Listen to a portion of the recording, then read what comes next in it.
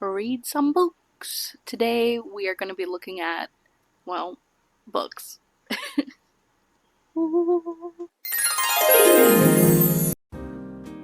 Hey guys, it's VoiceOver Nelly, and today I'll be showing you guys some books that I absolutely love. So this book is in full Japanese, so I don't really know what this title is, but I would assume it's like, magical girls' toys from the 80s to the 90s.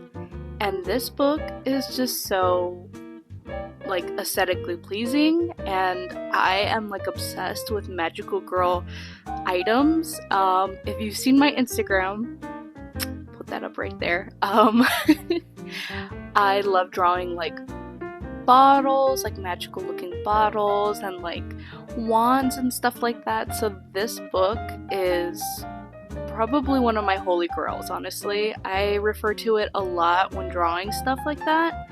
And it's just so cool. It is such a cool fucking book. The inside and out is just very 80s Japanese inspired, and it's just so fucking cool. And there's just so many cool things to look at. I love product design and just advertisement for products, and specifically Japanese products, because there's just something so aesthetic. I mean, of course I'm a weeaboo, so it's I'm or an otaku, and so I'm really into this stuff. I wish I could read it. I can't read Japanese, unfortunately, but it is such a good book, and I love it so much. Okay, so this one is really cool. This is from Trigger, and this is one of their art books. And it is so cool. I wish this would focus better, but my camera was acting whack. I had to turn up the brightness in the video to edit, so then it would look a lot brighter, but it is just every day I want to film, it is so gloomy out here in Texas for some reason. I don't know. But anyways, this book is so fucking cool. This is one of my favorite animation studios. It is just the sharpness, the cleanness, the absolute drippin' style of Trigger, and their artwork has just always captivated me. There's just so many good animes that come from the studio that I just absolutely adore, and it's because of their color and style. So I reference it a lot. I like to look at how they color certain things, and how they show certain animated sequences, the hand-drawn portions of it. I forget what it's called, but this right here. Okay, so I can't even right now remember the name of this, but this is one of the first Trigger movies I ever watched, or animated movies that I've ever watched, and probably at the age I was probably 10 or 11. I shouldn't have watched it. Maybe it was a little too inappropriate, but I loved it. I didn't care about the inappropriate aspect of it. I just loved the animation. It was so weird and avant-garde for me. That's something you never would have seen, early 2000s animation, American animation. So when I saw that online and I watched it for the first time, I was already kind of creeping more into anime and stuff at the time, so that was really eye-opening to me, that you could do stuff like that cool. And I mean, look at these fucking Transformers and shit. It's so good. There's such a distinct style to their stuff that I absolutely adore, and this is why it's one of my favorite books. Shout outs to Seb, for my husband, for buying me these, because this book was so... I love it so much. It's one of my favorite books, and I mean, this is why it's here. I'm showing it today. So this one, Sugar Sugar Rune, I'm a magical girl, and I mean, I've pretty much stated that in the beginning. Look at how yellow this book is. This book is I want to say at least 15, 16 years old. I got this when I was 10 years old. I begged my grandparents to buy me it, which was super crazy because they were very conservative Mormons. And I begged them to buy it for me for my birthday, And I mean, like, they didn't know anything about anime or manga, so they were just like, oh, okay, whatever, no questions about it. They're like, she just likes her silly comics. But I love this so much. Like, I've read the shit out of this book. I'm surprised it's actually in this good condition. You can see that the pages are starting to yellow, but overall the integrity of the book isn't that bad.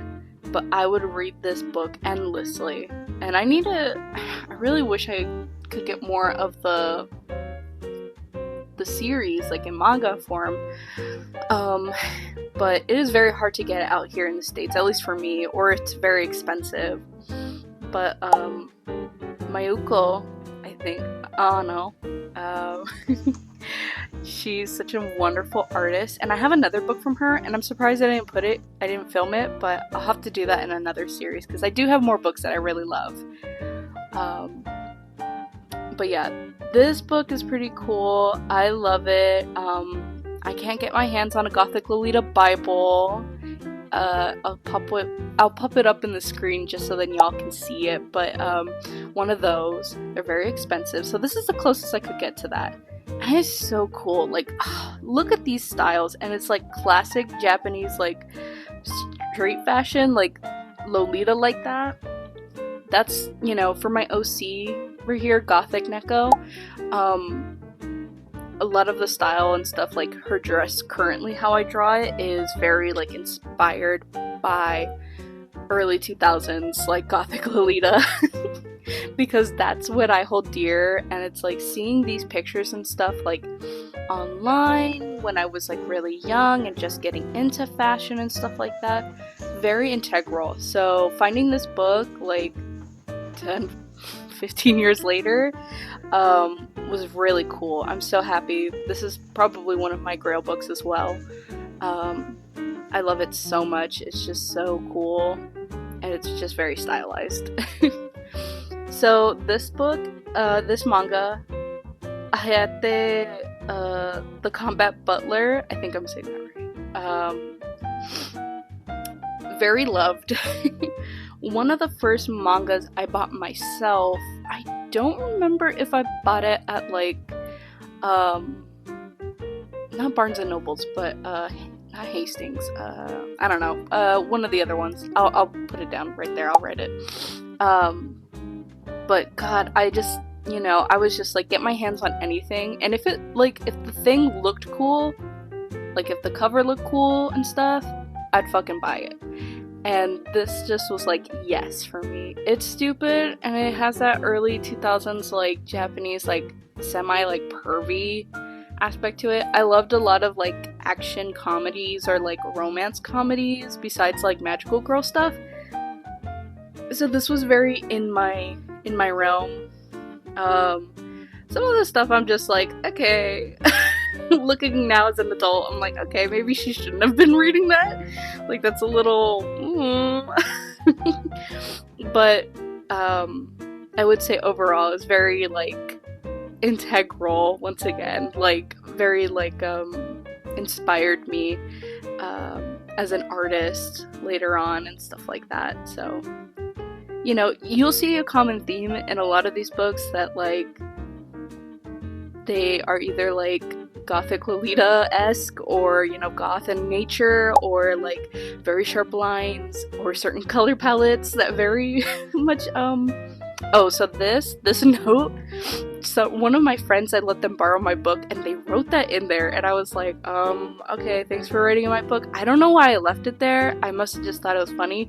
They also filled out stuff in the back, and I was like, hello, this is not your book. I don't know why I didn't erase it. I just left it, but it's a silly kid note. But yeah, a lot of these books have, like, just heavily inspired me as an artist today. And, those are just certain things. I gotta point out the price. I don't know why I do that. I did that for a lot of these, and I just kind of, like, had to cut most of them out, because I was like, girl, you're silly. But yeah, I think my brother had spilled juice or something on my book. I don't know. That was gross. I'm so sad that was tainted. This one was also heavily loved. Fruits Basket was one of my favorite animes as a little girl, and I would watch it a couple days before New Year's Eve, because that's when, in the anime, that's when the actual anime ends. So I would time it up just exactly so that I could be like, look, I'm like right there with them. We're at like the same time. It's like I'm there. Yeah, anyways. Was anybody else like that? Or was it just me? But yeah, this, I'm just like, the backgrounds and the way that she just drew the characters. Okay, I'm gonna stand for Kyo. He's my favorite. Besides, God, I can't remember his name, but he's the ox, and he's really cute too. And I thought he was such a hottie growing up that I bought just his manga, like just the book with his picture on the cover of the manga, because he's my favorite character. And I think that's also book 8, which he's like which is my favorite number. But yeah, it's because I'm also an ox, the Chinese zodiac. But yeah, just seeing some of these like ads and stuff for the back, it brings back so much memories. It's so good. And then this too, like, I learned, like, oh my god, I'm reading it wrong, no wonder none of this makes sense. And I'm dyslexic, so I was like, well, maybe just none of this makes sense in general. But then, like, actually seeing the back and, like, reading those, I was like, oh, okay, no, it's not me this time. Alright. Okay, so these are Shugushara.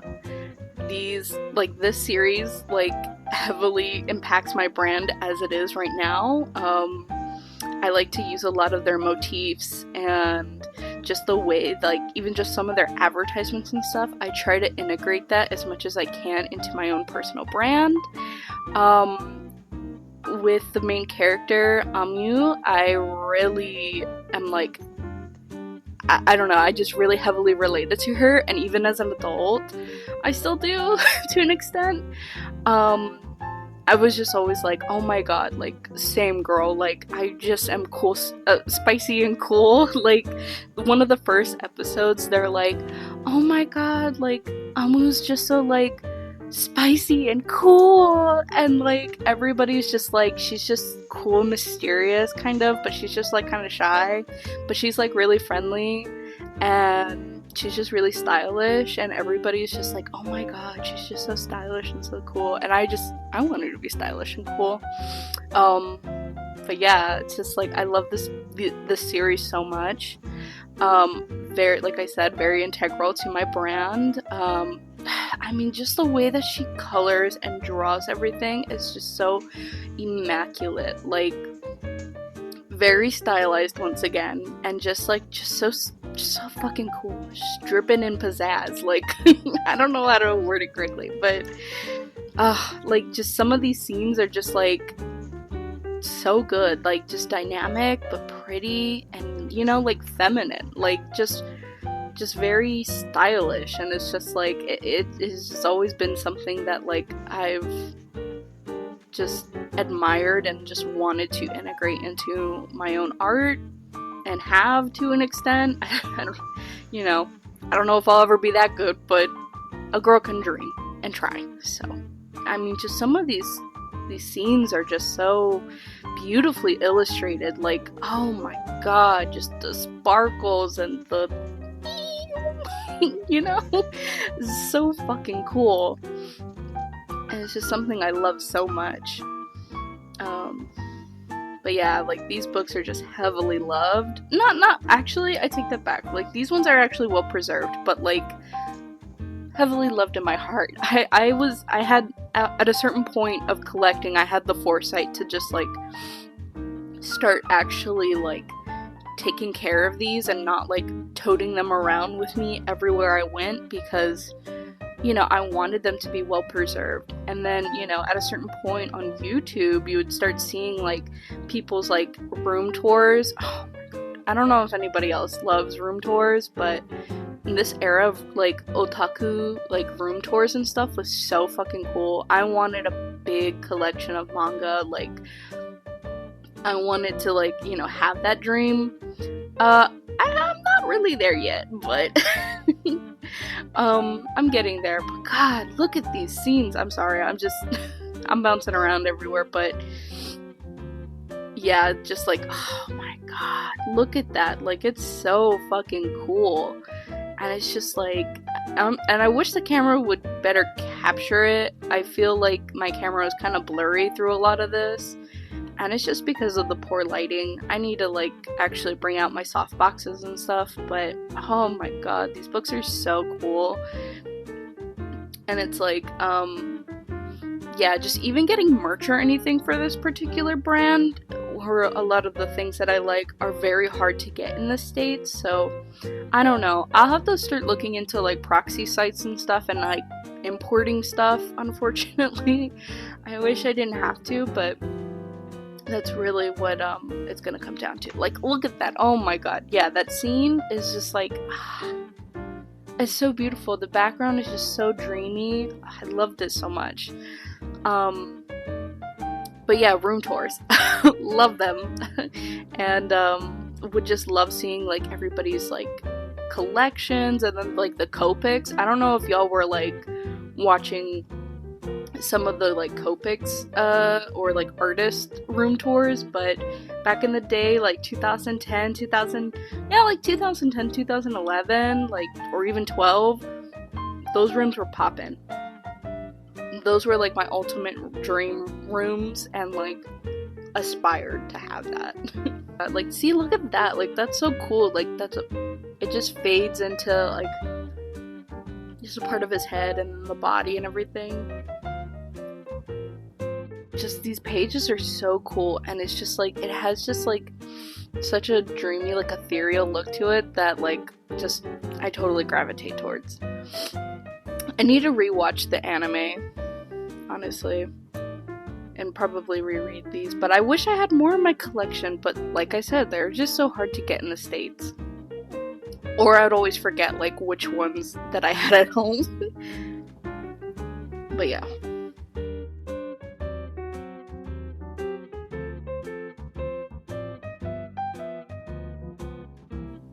So this book is Japanese street style, and Seb found this at, Price Books, which was a really lucky find. We found this like a couple years ago, and oh my God, like, it is so fucking cool. And it's cool because it's like, they went out of their way to like, just take pictures of whoever looked cool.